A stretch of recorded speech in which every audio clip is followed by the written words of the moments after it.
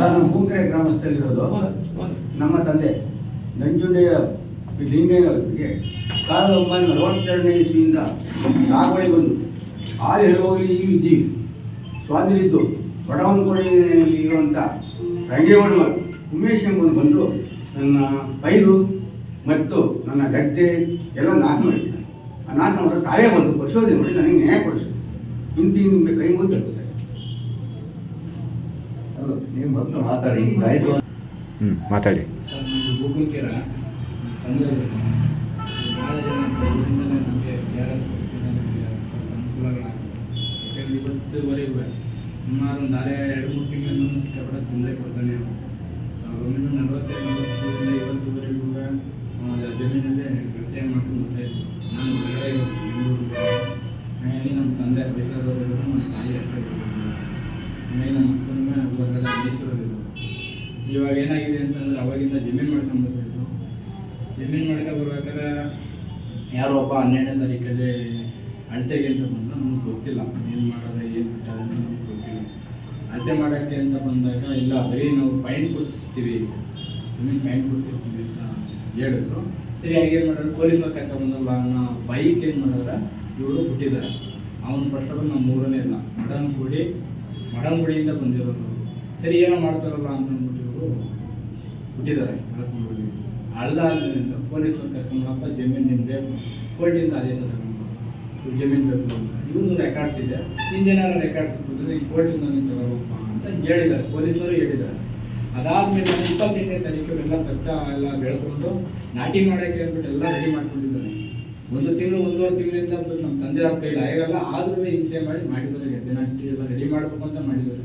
ಬಂದು ಏಕಾಏಕಿ ಬಂದು JCB ಟ್ಯಾಕ್ಟರ್ ಎಲ್ಲ ತಗೊಂಡು ಭತ್ತ ಎಲ್ಲ ಹಾಳು ಮಾಡಾಕ್ಬೋದು. ಹಾಗೆ ಏನು ಮಾಡಿದ್ರು, ನಾವು ಕ್ಯಾಪಿಟಲ್ ಸ್ಟೇಷನ್ಗೆ ಕಂಪ್ಲೇಂಟ್ ಕೊಡಬಹುದು. ಕಂಪ್ಲೇಂಟ್ ತಗೊಂಡು ಅವರು ಅದು ಮಾಡಿ ಹಂಗೆ ಹಿಂಗೆ ಅಂತ ಉದಾಹರಣೆಯಿಂದ ಮಾತಾಡ್ಬೋದು.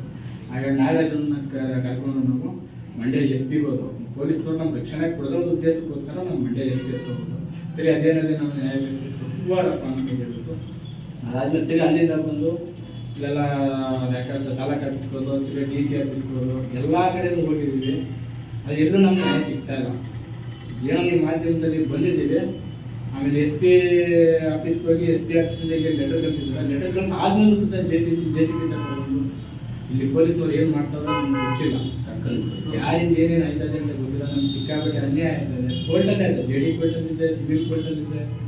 ಆದರೂ ಎಲ್ಲ ಇದು ನಾವೇನು ಹೇಳ್ತಾ ಇದ್ದಾವಪ್ಪ, ಕೋರ್ಟಲ್ಲಿ ಇದ್ರೆ ನಿಮ್ಮ ಹೆಸರಲ್ಲಿ ಮಾಡ್ಕೊಂಬ ಆಡುತ್ತಮ್ಮ, ನಾವು ಬಿಟ್ಕೊಡ್ತಿದ್ದೀವಿ. ಏಕೆ ಬಂದು ನಮ್ಮ ಬೆಳೆ ಮಾಡ್ತಾರೆ, ಜಮೀನು ಹಾಳು ಮಾಡೋಣ ಅಂತ ಎಷ್ಟೇ ಕೇಳ್ಕೊಂಡ್ರು ಗಲಾಟೆ ಮಾಡಿ ಹಿಂಸೆ ಮಾಡಿದ್ದಾರೆ. ನೆನ್ನೆ ಬೆಳಿಗ್ಗೆ ಏನು ಮಾಡಿದ್ದಾರೆ, JCB ಮೊನ್ನೆ 3-4 ದಿವಸ ಕಾಸಿ ಅವನ್ನ ಸ್ಟೇಟ್ಮೆಂಟ್ ತೊಗೊಂಡಿದ್ದಾರೆ. ನಮ್ಮಪ್ಪ ಕೋರ್ಟಲ್ಲಿ JD ಕೋರ್ಟಲ್ಲಿ ಇದೆ, ಸರ್ಕಾರ JD ಕೋರ್ಟಲ್ಲಿ ಐತೆ, ಬಂದು ನೀನು ಜಮೀನು ಹತ್ರ ನೀನು ಹೋಗ್ಬೇಡ ಅಂತ ಅಂದ್ಬಿಟ್ಟು ಅವ್ನಿಗೆ ಹೇಳಿದ್ದಾರೆ. ಆದರೂ ಅವನು ನೆನ್ನೆ ಬೆಳಿಗ್ಗೆ JCB ತಗೊಂಡ್ಬಿಟ್ಟು ತಗೊಂಡು ಎಲ್ಲ ತಿರುಗಿ ಗಲಾಟೆ ಮಾಡೋಕ್ಕೆ ಸ್ಟಾರ್ಟ್ ಮಾಡಿದ್ರೆ ಗಲಾಟೆ ಹೆಂಗೆ ಗಲಾಟೆ ಆಯಿತು.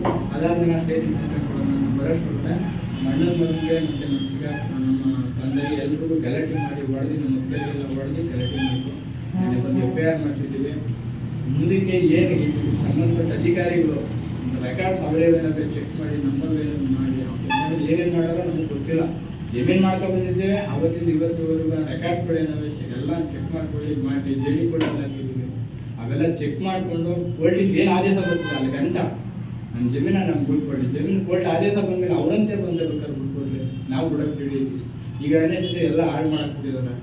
ಮುಂದಕ್ಕೆ ಮಾಧ್ಯಮದ ಮುಖಾಂತರ KRS ಪಕ್ಷದಿಂದ ಅದರಿಂದ ಸ್ವಲ್ಪ ಎಷ್ಟೋ ನ್ಯಾಯ ಸಿಗ್ತದೆ ಅಂದ್ಕೊಂಡಿದ್ದೀವಿ. ನಿಮ್ಮ ಮಾಧ್ಯಮದಿಂದಲೇ ಇಲ್ಲಿ ಅಧಿಕಾರಿಗಳಿಗೆ ಗೊತ್ತಾಗಲಿ ಏನು ಅಂತ, ಇಲ್ಲಿ ಜನಗಳಿಗೆ ಏನು ತೊಂದರೆ ಆಯ್ತದೆ, ಚಾಲಕ ಆಫೀಸಲ್ಲಿ ಎಷ್ಟು ಅನ್ಯಾಯ ಆಯ್ತದೆ ಅನ್ನೋದೆಲ್ಲ ನೀವು ನೋಡಿ ಪರಿಶೀಲನೆ ಮಾಡಿದ್ರೆ ನ್ಯಾಯ ಸಿಗ್ತದೆ. ಇನ್ನೊಂದು ಸಲ ನನ್ನ ಮಗ ಮಾತಾಡ್ತು, ನಾನು ಮಾತಾಡ್ತೀನಿ.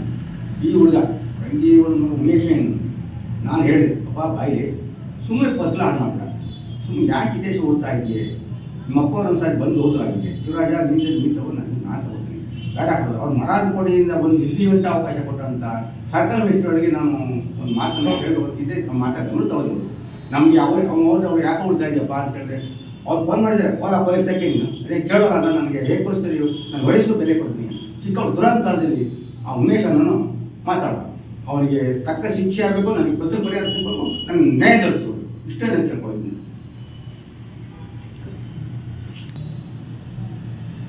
ನಮಸ್ಕಾರ. ನಾನು KRS ಪಕ್ಷದ ಅಧ್ಯಕ್ಷ KS ಶಿವಪುರ ನಾಗರಾಜು ಅಂತ ಹೇಳಿ ಕೇರ್ಪೇಟೆ. ನಾವು ಈ ಒಂದು ಸಂವಾದ ಕಾರ್ಯಕ್ರಮ ಉದ್ದೇಶ ಏನು ಅಂತಂದ್ರೆ, ಇವರು ಬೂಕಂಕೇರಿಯವರು ನಮಗೆ ಈ ರೀತಿ ಮೋಸ ಆಗ್ತಾ ಇದೆ ಅಂತೇಳಿ ನಮ್ಮ ಹತ್ರ ಬಂದಿದ್ರು. ನಾವು ಈ ಪೂರ್ತಿ ಡಾಕ್ಯುಮೆಂಟ್ಸ್ ಅನ್ನ ಚೆಕ್ ಮಾಡಿದಾಗ ನೋಡಿದ್ರೆ ಇದು ಒಂದು ದೊಡ್ಡ ಷಡ್ಯಂತ್ರ ನಡೆದಿದೆ. ಇದು ಒಬ್ಬರಿಂದ ಇಬ್ಬರಿಂದ ಆಗಿರುವಂಥದ್ದಲ್ಲ. ಇದರಿಂದ ನಾವು ಕೆಳಮಟ್ಟದಿಂದ ಅಂದ್ರೆ ತಾಲೂಕು ಕಚೇರಿಯಿಂದ, ಪೊಲೀಸ್ ಠಾಣೆಯಿಂದ, DDLR ಇಂದ, SP ಅವರಿಂದ, ಯಾಕೆ ಮತ್ತೆ JD ಕೋರ್ಟ್ ಎಲ್ಲಿಗೆ ಹೋದ್ರು ಕೂಡ ಇವರಿಗೆ ಅನ್ಯಾಯ ಒಂದು ತುಂಬಾ ದೊಡ್ಡ ಮಟ್ಟದಲ್ಲಾಗಿತ್ತು. ಇದನ್ನ ನಾವು KRS ಪಕ್ಷದಿಂದ ಇದನ್ನು ಹುಡುಕೊಂಡು ಹೋಗ್ತಾ ಇವರಿಗೆ ಅನ್ಯಾಯ ಆಗಿರೋದು ನಮ್ಗೆ ತುಂಬಾ ಕಾಣ್ತು. ಇದನ್ನ ನಾವು ತುಂಬಾ ಖಂಡಿಸ್ತೀವಿ. ನಾವು ಕೇರ್ಪೇಟೆ ತಹಸೀಲ್ದಾರ್ ಕಚೇರಿ ಎಲ್ಲಾ ಕಡೆ ಹೋದ್ರು ಕೂಡ ಇವ್ರಿಗೆ ಅನ್ಯಾಯ ಯಾಕಾಗಿದೆ ಅಂದ್ರೆ, ಇವ್ರದ್ದು ಒಂದು ಬೌಂಡ್ರಿ, ಒಂದು ಗ್ರಾಮ ಅಂತ ಬರುತ್ತೆ. ಒಂದು ಗ್ರಾಮದಲ್ಲಿ 40-50 ಮನೆ ಇರ್ತವೆ. ಇವ್ರದ್ದು 125/32 ಕೋಡ್ ಇದೆ. ಈ ರಂಗೇಗೌಡರದು 125/5 ಮತ್ತೆ 125/44 ಇದೆ. ಅದ್ಬಸ್ಟ್ ಮಾಡಬೇಕಾದ್ರೆ ಇವ್ರೊಬ್ರದನ್ನ ದುರಸ್ತ್ ಮಾಡಿದ್ದಾರೆ. ರಂಗೇಗೌಡರದ್ದು ಒಬ್ರದ ಆ ಬೌಂಡ್ರಿಯಲ್ಲಿ, ಬೇರೆಯವ್ರನ್ನ ಯಾಕೆ ದುರಸ್ತ್ ಮಾಡಿಲ್ಲ? ಇದು ಮೊದಲನೇದಾಗಿ ನಾನು ಕೇಳುವಂತ ಪ್ರಶ್ನೆ. ದುರಸ್ತ್ ಮಾಡ್ಬೇಕಾದ್ರೆ ಅವ್ರ ಅನುಭವದಲ್ಲಿ ಇದ್ರಾ ಇಲ್ವಾ ಅಂತ ಯೋಚನೆ ಮಾಡ್ಬೇಕು ಅಧಿಕಾರಿಗಳು. ಏಕಾಏಕಿ ಎಲ್ಲೋ ಕುತ್ಕೊಂಡು ದುರಸ್ತ್ ಮಾಡ್ಬಿಟ್ಟು ಅದ್ಬಸ್ಟ್ ಮಾಡ್ಬೇಕಾದ್ರೆ ಬೇರೆ ಜಮೀನಿಗೆ ಹೋಗ್ಬೇಕು ಅಂದ್ರೆ ಇದು ಕಾರಣ ಏನಿದೆ? ಇದು 125/5 ಇಲ್ಲ 125/44. ಇವತ್ತು ಪ್ರತಿ ಗ್ರಾಮಕ್ಕೂ ಕೂಡ ಒಂದು ಮನೆ ನಂಬರ್ ಇದೆ, ಒಂದು ರೇಷನ್ ಕಾರ್ಡ್ಗೆ, ಆಧಾರ್ ಕಾರ್ಡ್ಗೆ ಇಷ್ಟೊಂದು ನಮ್ಮ ಸಂವಿಧಾನದಲ್ಲಿ ಇಷ್ಟೊಂದು ಕಾನೂನಾತ್ಮಕವಾದ ರಚನೆಗಳನ್ನ ರಚಿಸಿಕೊಂಡಿದ್ದಾರೆ. ಆದ್ರೂ ಕೂಡ ಈ ಕುಟುಂಬಕ್ಕೆ ಯಾಕೆ ಅನ್ಯಾಯ ಮಾಡ್ತಾ ಇದ್ದಾರೆ? ಕೇರ್ಪೇಟೆ ತಾಲೂಕಿನಲ್ಲಿ ಜನಪ್ರತಿನಿಧಿಗಳು ಏನ್ ಮಾಡ್ತಾ ಇದ್ದಾರೆ? ನಾವು KRS ಪಕ್ಷವನ್ನು ನಂಬಿ ಜನ ಬರ್ತಾ ಇದ್ದಾರೆ ಅಂದ್ರೆ ಈ ಭಾಗದಲ್ಲಿ ಏನು ಅನ್ಯಾಯ ನಡೀತಾ ಇದೆ? ಇದು ಇಡೀ ರಾಜ್ಯದಲ್ಲಿ ನಡೀತಾ ಇದೆ. ಆದ್ರೆ ಇಂತಹ ಕುಟುಂಬಗಳು ಎಷ್ಟು ನೊಂದಿದ್ದೇವೆ ಅಂತ ನಮಗೆ ಗೊತ್ತಾಯ್ತಲ್ಲ. ಆದ್ರೆ ಇವರು ನಮ್ಮ ಹತ್ರ ಬಂದಿದ್ದಾರೆ. ಇವ್ರಿಗೆ ನ್ಯಾಯ ಕೊಡಿಸೋ ತನಕ ನಾವು ಬಿಡಲ್ಲ. ನಮ್ಮ ಹೋರಾಟವನ್ನು ನಿರಂತರವಾಗಿ ಮಾಡ್ತೀವಿ. ನಾವು ಯಾರಿಗೂ ಅನ್ಯಾಯ ಮಾಡಕ್ ನಾವು ಬಿಡಲ್ಲ. ಆ ರಂಜೇಗೌಡಗೂ ಅನ್ಯಾಯ ನಾವು ಬಿಡಲ್ಲ. ಯಾಕೆ ಅಂತಂದ್ರೆ ಆತ ಲಂಚ ಕೊಟ್ಟಿದ್ದನೋ ಏನ್ ಮಾಡಿದಾನೋ ಅವನಿಗೆ ಬಿಟ್ಟಿದ್ದು. ಆ ಸಮಯದಲ್ಲಿ ಅವನಿಗೆ ಆ ಜಾಗವನ್ನು ಗುರುತಿಸ್ಕೊಡ್ಬೇಕು ಇದೇ ಅಧಿಕಾರಿಗಳು. ಯಾಕೆ ಅಂತಂದ್ರೆ ಅವನು ಯಾವ ಜಾಗದಲ್ಲಿ ಅವನಿಗೆ ಮಾಡಿಕೊಟ್ಟಿದ್ದಾರೆ ಅದನ್ನ ಗುರುತಿಸ್ಕೊಡೋದು ಅಧಿಕಾರಿಗಳ ಕೆಲಸ. ಇವ್ರಿಗೆ ಅನ್ಯಾಯ ಮಾಡಿದ್ದಾನೆ ಆತ. ಯಾಕೆಂದ್ರೆ ಇವ್ರ ಜಮೀನು ಒಳಗಡೆ ಕರ್ಕ ಬಂದು ಇದು ನಂದು ಅಂತ ಹೇಳಿ ಇವರು ಬೆಳೆ ಫಸಲೆಲ್ಲ ಹಾಳು ಮಾಡಿ ಇದಕ್ಕೆಲ್ಲ ಸೂಕ್ತವಾದ ಕಾನೂನು ಕ್ರಮವನ್ನ ಆತನ ವಿರುದ್ಧನೂ ಜರುಗಿಸ್ಬೇಕು. ಇದನ್ನ ಮೋಸ ಮಾಡಿ ಈ ರೀತಿ ಇಷ್ಟಕ್ಕೆಲ್ಲ ಕಾರಣಕರ್ತರಾಗಿರುವಂತಹ ಅಧಿಕಾರಿಗಳ ಮೇಲೆ ಕ್ರಮವನ್ನು ಜರುಗಿಸುವಂತೆ ನಾವು ನ್ಯಾಯದಲ್ಲೂ ಕೂಡ ನ್ಯಾಯವನ್ನು ಹೊಡಿಸ್ತೀವಿ. ಇವರಿಗೆ ನ್ಯಾಯ ಸಿಗೋವರೆಗೂ ನಾವು ಕೂಡ ಬಿಡಲ್ಲ. ಯಾಕೆಂದ್ರೆ ಕಾನೂನಾತ್ಮಕವಾಗಿ ಇವ್ರಿಗೆ ನ್ಯಾಯ ಕೊಡಿಸ್ತೀವಿ ನಾವು. ದಯವಿಟ್ಟು ಈ ರಾಜ್ಯದ ಜನತೆ ಯಾರೇ ನೋಡಿದ್ರು ಕೂಡ, ಎಲ್ಲಿ ಅನ್ಯಾಯ ಆಗಿದ್ರು ಕೂಡ ಮಾಧ್ಯಮದಲ್ಲೂ ಇರ್ತಾರೆ, ನಮ್ಮ KRS ಪಕ್ಷನೂ ಕೂಡ ಇರುತ್ತೆ. ನೀವು ಮನವಿಯನ್ನ ಪ್ರತಿ ಭಾಗದಲ್ಲೂ ಎಲ್ಲ ಕಡೆ ಇರ್ತಾರೆ. ಪ್ರಾಮಾಣಿಕರನ್ನ ಹುಡುಕಿ ನ್ಯಾಯವನ್ನು ತೊಡಗಿಸ್ಕೊಳ್ಳುವಂತ ಕೆಲಸವನ್ನ ಮಾಡಿ, ಯಾರು ನೊಂದ್ಕೊಳ್ಬಾರ್ದು ಅಂತ ನಾನು ನಿಮಗೆ ಹೇಳ್ತೀನಿ. ಸರ್ ಸ್ವಾಮಿ ನಮಸ್ತೆ. 1942 ನಮ್ಮ ತಂದೆಯವರಿಗೆ ನಂಜುನೇರಿಗೆ ಖಾತೆ ಮಧ್ಯ 81 ಇಸ್ವಿ ಚಿಕ್ಕವಿರಿಯ ಅಂತವ್ರು.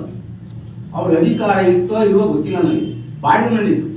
ನಾನು ಬೆಳಿಗ್ಗೆ ವ್ಯವಸಾಯ ಮಾಡಕ್ಕೆ ಕುಂತಿದ್ದಾಗ ಸರ್ಕಾರಿ ಇದಕ್ಕಾಗಿ ಎಷ್ಟೊತ್ತು ಟೈಮ್ ಬರ್ಬೋದು ಅಂತ ಮಾಡಿದ್ದೆ. 7 ಗಂಟೆಗೆ ಒಂದು ಸರಿ ಹೇಳ್ತಾ ಇದ್ದೆ. ಯಾರು ಚಿಕ್ಕವಿರಿಯ ನಾನು ಹೆಚ್ಚಾಗಿ ಕೊಡ್ತೀನಿ. ಅವನು ನಾನು ಹೊಲದ ಹತ್ರ ಓದ್ತಾ ಇದ್ದಾಗ ಹಂಗೆ ಅವ್ರು ನಾನು ಇಬ್ರು ಏನ್ರಿ ನಮ್ಮ ಜಮೀನು ಹೇಳ್ತಾ ಇದ್ದಾರೆ ಅಂತ ಕೇಳೋದಕ್ಕೆ ಉತ್ತರ ಕೊಟ್ಟಿಲ್ಲ. ಓಡ್ಬಿಡೋದ್ರು ಕಡ್ದಿ ಯಾಕೆ ನಮ್ಮ ಜಮೀನು ಯಾಕೆ ಬಂದೆ ಅಂತ ನಾನು ಉತ್ತರ ಕೊಟ್ಟಿಲ್ಲ. ಕೇಳಪ್ಪ 87ನೇ ಇಸ್ವಿ. ಆವಾಗ ನಾನು ಪ್ಯಾನ್ ಕಾರ್ಡಿಗೆ ಅವ್ರಿಗೆ ಮನವಿ ಮಾಡಿಕೊಂಡೆ. 2007ನೇ ಇಸ್ವಿ ಕಾರ್ಡ್ ಕೊಡ್ತೀನಿ. ಸುಮಾರು ಅರ್ಜಿ ಕೊಟ್ಟೆ. ನಮ್ಮ ಸಾಗುವಳಿ ನಮ್ಮ ತಂದೆ ಕತ್ತಲು ಹಾಕಿತ್ತು, 48 ನಿಮಿಷ ಆಗಿತ್ತು, ಕಳೆದೋಗಿದೆ, ಅದನ್ನು ಹುಡಿ ಕೊಡಿ ಅಂತ ಸುತ್ತಿ ಸಾಕಾಗಿ ನಾನು ಕೇಳ್ತೀನಿ. ನಾನು ಸರ್ಕಾರ ಆದೇಶ ಬಂದಾಗ ಹಾಗೆ ಮಾಡ್ತೀನಪ್ಪ, ತಲೆ ಕೇಳಿಸ್ಕೊಬೇಡಿ, ನೀವು ಹೋಗಪ್ಪ ಅಂದ್ಬಿಟ್ಟು. ಸರ್ಕಾರ ಆದೇಶ ಬಂದಿದೆ, 48ನೇ ಇಸ್ವಿ ನಮ್ಮ ತಂದೆಗೆ ಸಾಗುವಳಿ ಸಿಕ್ಕಿಲ್ಲ, ಇವಾಗ ಸಿಕ್ಕಲಿ ಅಂತ ಅರ್ಜಿ ಕೊಟ್ಟಿದ್ದೀನಿ. ನನಗೆ ಅದು ಹುಡುಕಿಸಿ ನನ್ನ ಹೆಸರಿಗೆ ಹುಕುಂ ಸಾಗು ಎಲ್ಲ ಪ್ರತಿಯೊಂದು ನಾನು ಹುಡುಕಿಸ್ಕೊಟ್ಟು ನಾನು ನ್ಯಾಯ ಕೊಡ್ಬೇಕಂತ ತಮ್ಮ ಕೇಳ್ಬಿಟ್ಟು. ಯಾಕೆಂದ್ರೆ ಪ್ರತಿಯೊಂದು ಹಂತದಲ್ಲಿ ಇವ್ರಿಗೆ ಮೋಸ ಆಗಿದೆ. ತಾಲೂಕು ಕಚೇರಿಯಲ್ಲಿ ಸಾಗುವಳಿ ಚೀಟಿ ಕೊಡ್ತಾ ಇಲ್ಲ. 2 ಸಲ ಕೊಟ್ಟಿದ್ದಾರೆ, 2020ರಲ್ಲಿ ಕೊಟ್ಟಿದ್ದಾರೆ, ಈಗಲೂ ಕೊಟ್ಟಿದ್ದಾರೆ. ಮತ್ತೊಂದು ಬಾರಿ ಎಷ್ಟು ಬಾರಿ ಇವ್ರಿಗೆ ಕೊಡೋದು? ಅಧಿಕಾರಿಗಳು ಏನ್ ಕೆಲಸ ಮಾಡ್ತಾ ಇದ್ದಾರೆ ಅಂತ ಗೊತ್ತಾಗ್ತಾ ಇಲ್ಲ. ಪ್ರತಿಯೊಬ್ರು ಕೂಡ ನಾವು KRS ಪಕ್ಷದವರು ಹೋಯ್ತಾರೆ ಅಂತಂದ್ರೆ ID ಕಾರ್ಡ್ ಹಾಕೊಳ್ಳೋದು, ಬಾಕಿ ಟೈಮಲ್ಲಿ ID ಕಾರ್ಡ್ ಹಾಕಲ್ಲ. ಪ್ರತಿಯೊಂದರಲ್ಲೂ ಅಧಿಕಾರಿಗಳು, ಸರ್ಕಾರಿ ಅಧಿಕಾರಿಗಳು ಏನ್ ತಿಳ್ಕೊಂಡಿದ್ದಾರೆ ಅಂತ ಗೊತ್ತಾಗ್ತಾ ಇಲ್ಲ. ನೋಡೋಣ ಮುಂದಿನ ದಿನಗಳಲ್ಲಿ ಇವ್ರು ಕೆಲಸ ಮಾಡ್ತಾರೋ ಇಲ್ವೋ ಅಂತ. ಮಾಡಿಸುವಂತ ಕೆಲಸ ನಾವು ಮಾಡ್ತೀವಿ. ಏಕೆಂತಂದ್ರೆ ಮಾಧ್ಯಮದವರು ಇದ್ದಾರೆ, KRS ಪಕ್ಷದವರು ಇದ್ದಾರೆ. ಮಾಧ್ಯಮದವರು ಇವತ್ತು ಅವ್ರು ಕೆಲಸ ಮಾಡ್ತಾ ಇದ್ದಾರೆ, ತುಂಬಾ ಒಳ್ಳೆಯದು. ಇದಂತ ಕೆಲಸಗಳನ್ನ ನೀವು ಪ್ರತಿ ಹಳ್ಳಿಲೂ ಮಾಡಿ ಅಂತ ನಾನು ಕೇಳ್ಕೊತೀನಿ.